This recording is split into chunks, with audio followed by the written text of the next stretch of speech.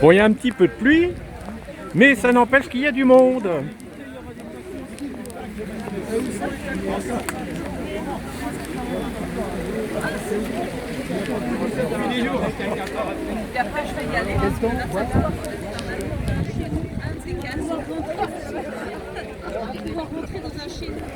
Il pleut, il mouille, bonjour. Salut Jean. Salut. Comment ça va? Oh ben on fait aller, hein. On fait aller. La période est dure. Ah en ce moment, ouais, ça devient compliqué là. hein. Faut garder ses nerfs. Ah punaise, ouais. Garder ses nerfs. Et puis On va pas acheter l'eau avec avec le bébé, ah du bah non, ah non, surtout, ah bah ah non, mais, jamais. hein. mais on en cause. Ah tout à fait. Mais on fait pas cette connerie. Ah bah non, ce coup-là, ça serait la fin de la déco. Hein. On va faire rigoler Macron là. Ah bah tu m'étonnes. Non, on jette pas l'eau avec Non, le non, bébé non, avec l'eau non, du non. camp. C'est la politique du parti. ça. Ouais. On jette pas le bébé avec l'eau du Non, camp. non, du tout. Bah j'ai Mais on écouté. ouvre les yeux. Tout à fait. On ouvre les yeux. J'ai écouté Elsa Faucillon là, qui elle est pour que ça continue. Pas de toute façon, il faut. Hein. Bah oui.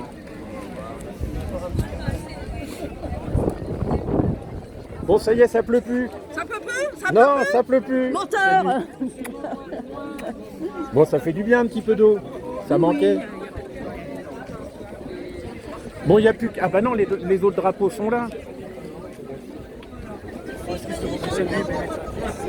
Ça fait rien. On sait jamais des fois qu'il y a la foudre tout à l'heure. Hein. On savait pas qu'il y avait un mur. Hier c'était pas en rouge, c'est toi qui l'as fait. Ah oui, tu l'as déjà vu.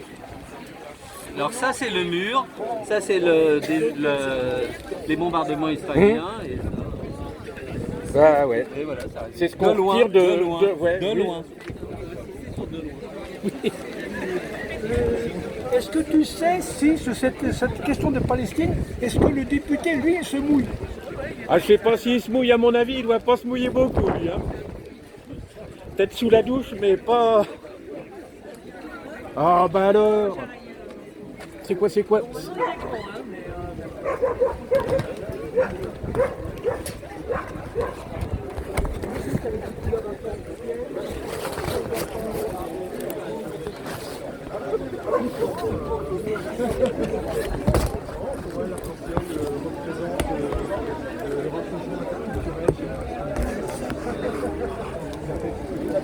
Voilà.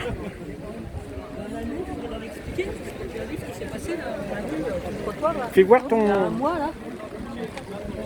Il y a Ça mouille. qui avait peint des pavés de couleur arc-en-ciel. Solidaire, antifasciste. Tagué dessus parce qu'ils ont cru que c'était LGBT. Ça, c'est un beau drapeau. Ah oui, il est beau, ouais. Faut que je refasse mon truc là parce que Ah, merdouille. Ah oui, c'est pour ça, ça plisse. Ça plisse. Oh, il colle. Ah, voilà. Ah ouais, mais alors attends, faudrait que le vent il tourne dans l'autre sens. Oui, je vais me mettre comme ça. Ça fait rien si tu te mouilles un peu.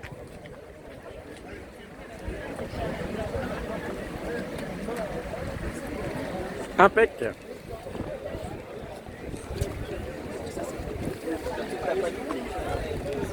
Oui.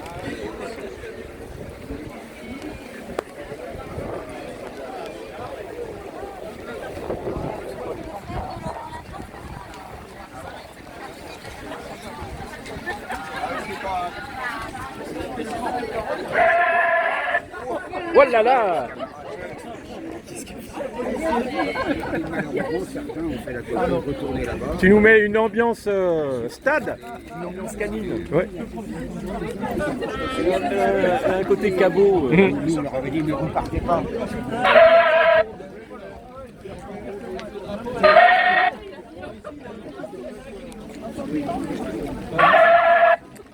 Oh, il a pas aimé l'eau.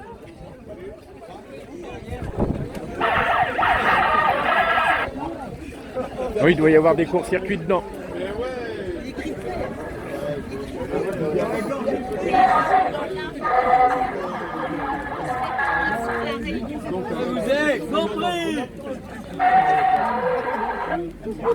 Eh oh, eh oh, eh oh.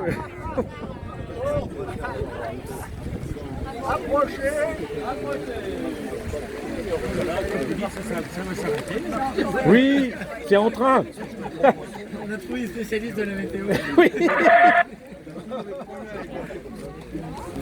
Alors, approchez-vous un peu. Alors, on va vous demander de vous approcher, s'il vous plaît. Bon, à moitié. De vous taire. Si vous voulez entendre.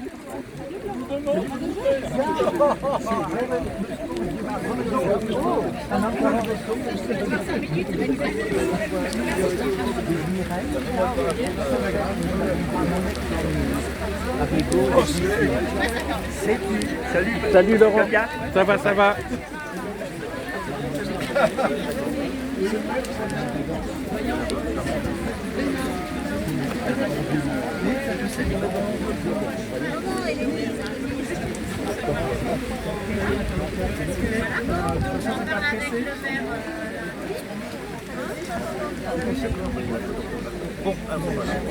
Bon, alors, il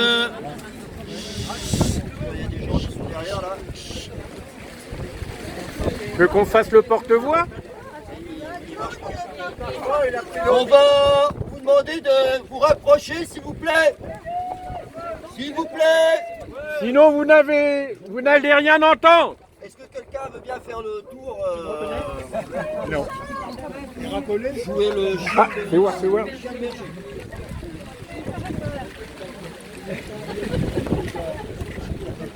Ah, ça mouille, hein.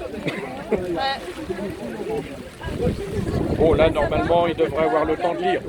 Ils mettront sur pause. Il y a encore des places devant. Salut, Nicole. Des places devant. Bande de poules mouillées. Bien, alors, vous avez peut-être entendu les tentatives au mégaphone. Je crois que le mégaphone de la FPS n'a pas aimé la pluie, il a rendu l'âme. Donc, je supplée la présidente pour essayer de porter la voix du groupe. Donc, je vais vous demander d'être coopérant un peu et voilà, Et même que le ciel s'y met. Ça y est, c'est Je fini. suis le vice-président, mais voilà, je vais parler un peu plus fort que Madame la Présidente ici présente. De toute façon, c'est un texte. Voilà, donc pour situer un petit peu ce que je vais vous lire, il s'agit d'une réponse à la réponse, puisque l'objectif premier de ce rassemblement était une lettre ouverte à Monsieur Botorel. On ne lui avait pas envoyé, mais il a reçu quand même, je ne sais pas par quel biais, donc il nous a déjà répondu. On s'est dit qu'on allait faire une réponse à sa réponse. Voilà. Donc, je vais citer, on va citer quelques extraits de sa lettre et après on nous donne sa réponse, un petit peu du point par point. La pluie arrête, c'est merveilleux. Alors,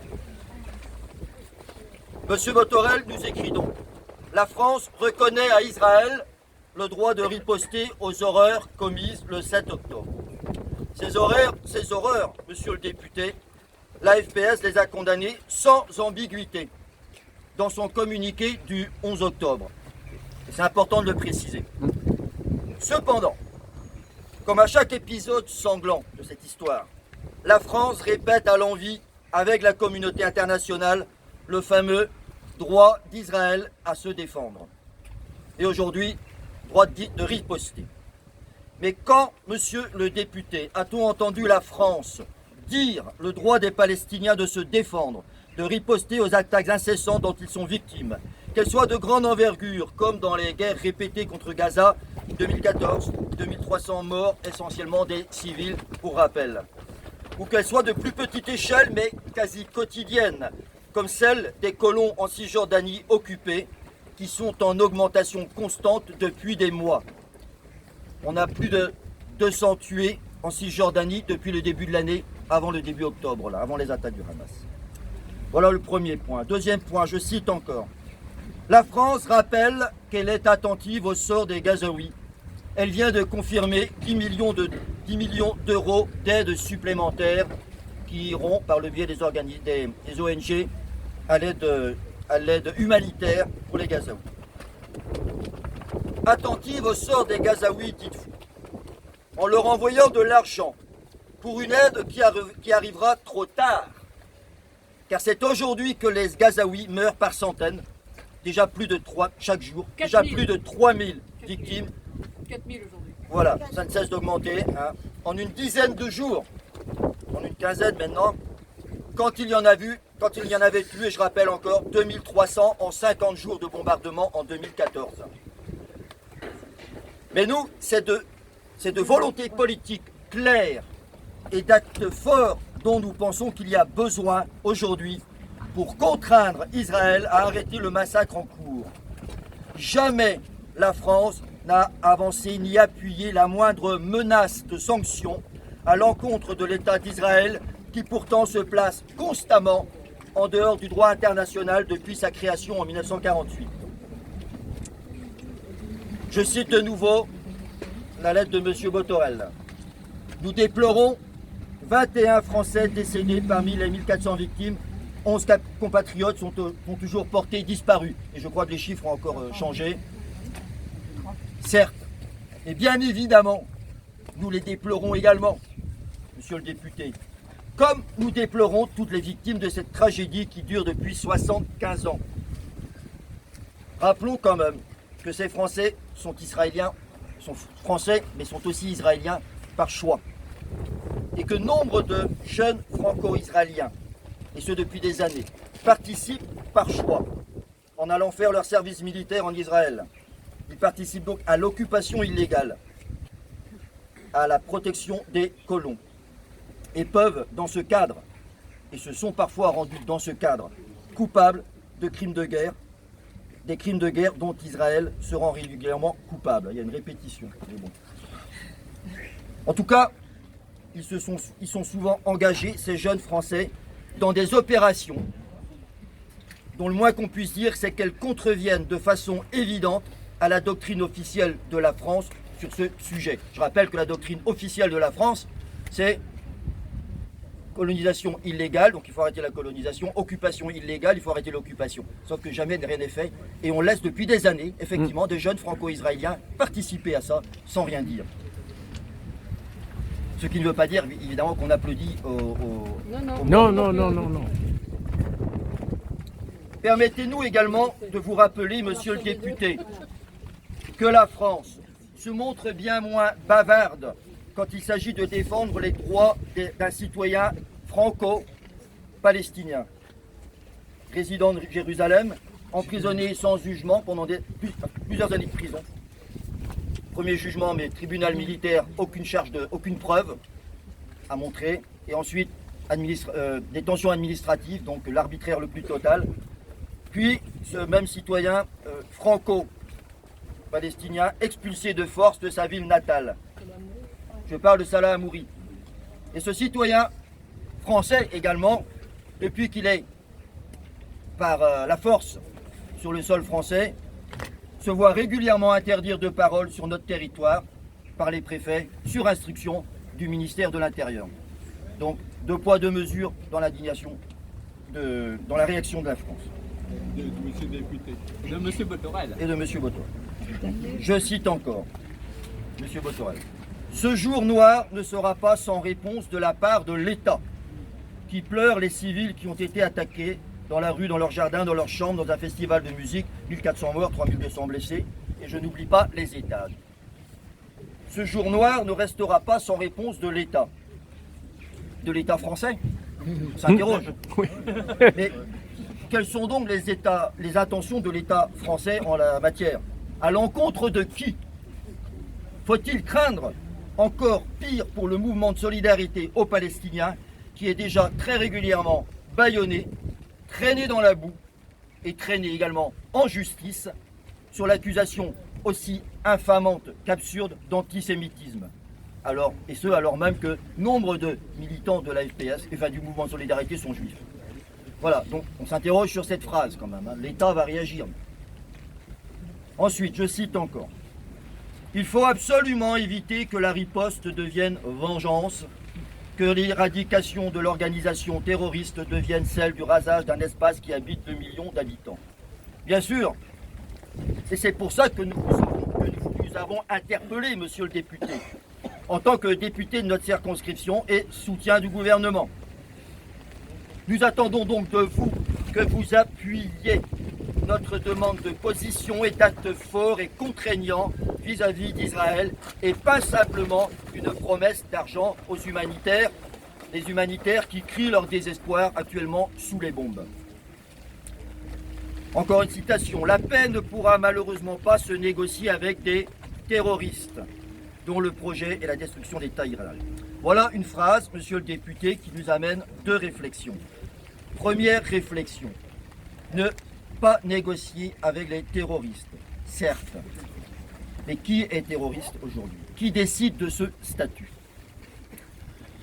Si les terroristes sont des forces qui assassinent des civils sans aucune proportion avec les menaces réelles ou supposées, ou des gens qui laissent terroriser et accordent systématiquement leur protection à ceux qui terrorisent au sens propre du terme les populations civiles, comment faut-il désigner l'État d'Israël?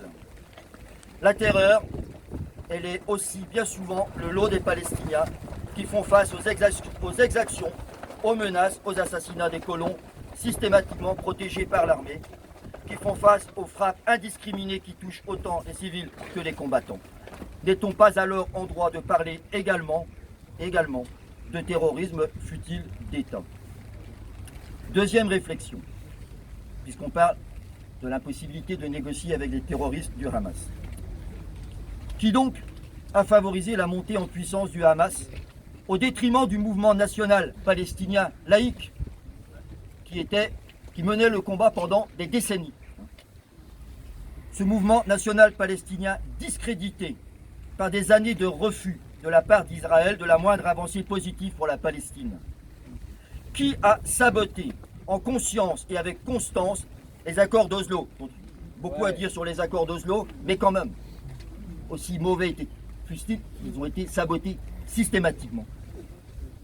Donc ces accords d'Oslo auxquels les pays occidentaux continuent de faire référence alors qu'ils sont morts depuis longtemps. Tués d'abord par la continuation de l'occupation, l'intensification de la colonisation, les annexions à Jérusalem et ailleurs, et par la politique du fait accompli menée systématiquement par Israël. Et enfin, pour clore ce chapitre terroriste, qui était derrière la violente campagne contre les accords de paix d'Oslo, cette campagne qui a abouti à l'assassinat par un Israélien de Yitzhak Rabin, le Premier ministre? Si vous l'avez oublié, permettez-nous de vous le rappeler, c'était un certain Benjamin Netanyahou, aujourd'hui Premier ministre d'Israël. Votre cher Voilà. On ne négocie pas avec les terroristes. On ne négocie pas avec les terroristes. Et donc, conclusion, pas d'interlocuteur pour la paix du côté palestinien. C'est là, monsieur le député, l'argument au supposé imparable qu'on nous répète sans relâche toutes ces dernières années. Mais où donc se trouve l'interlocuteur pour la paix du côté israélien quand il est devenu clair depuis longtemps que l'agenda des différents gouvernements qui se succèdent à la tête d'Israël n'est pas la paix, mais l'aboutissement du projet de mainmise totale sur la Palestine jusqu'au Jourdain, avec le choix pour les Palestiniens entre l'apartheid en Cisjordanie, l'enfermement à Gaza ou l'exil ad vitam aeternam. Enfin, M. Botorel conclut par une belle phrase. Un jour viendra, je le souhaite, celui où des hommes et des femmes raisonnables œuvreront de nouveau à un processus de paix durable. Amen. Nous le souhaitons également, M. Botorel, nous le souhaitons également. Mais comment ces hommes, ces femmes raisonnables pourront-ils un jour émerger si la communauté internationale, et en particulier la France, multiplie sans se lasser les signes d'allégeance inconditionnelle à Israël? Et ce, quels que soient les dirigeants en place, leurs déclarations, leurs actes toujours plus provocateurs, racistes et violents. Nous n'oublions pas, monsieur le député, les déclarations d'amitié indéfectibles adressées non seulement à Israël, mais également à M. Netanyahou, à qui tant M. Hollande que M. Macron ont donné du très cher tribut de façon éhontée, alors que le rôle toujours plus néfaste de ce sinistre personnage devient chaque jour plus évident. Monsieur le député, ce que nous demandons à notre gouvernement que vous soutenez, donnez pas d'argent accompagné de quelques considérations humanistes pour les populations de Gaza. Ce sont, dans un premier temps, des actes forts pour arrêter le massacre en cours, et dans un deuxième temps, des actes forts pour contraindre Israël à discuter enfin sérieusement des droits du peuple palestinien. C'est là, de notre point de vue, la seule voie possible pour que votre souhait ne reste pas à jamais un vœu pieux. Merci.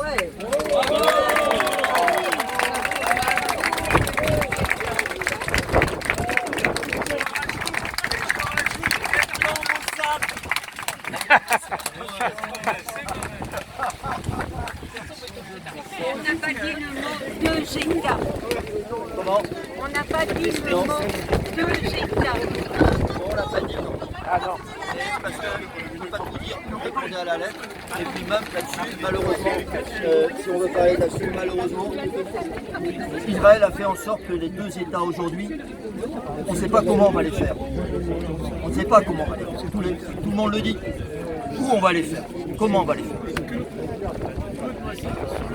Eh ben merci. Il faut bien qu'il y ait deux États. Eh oui.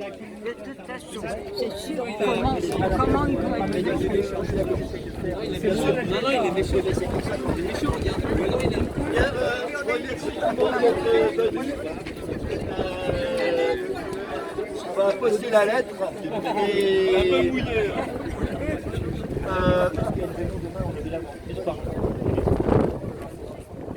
voilà, et regardez, soyez attentifs, il y aura malheureusement peut-être d'autres rendez-vous dans les jours qui viennent. Personne ne sait où on va. Merci. Alors, le site de la FPS, des listes de diffusion, sur le site de la FPS, alors il faut taper Palestine Solidarité Trégor .gito. Et ça vient en 2-3 Palestine Solidarité Trégor, et ça vient. Voilà. Et il y a la première page consacrée à Gaza. Là. À la prochaine fois.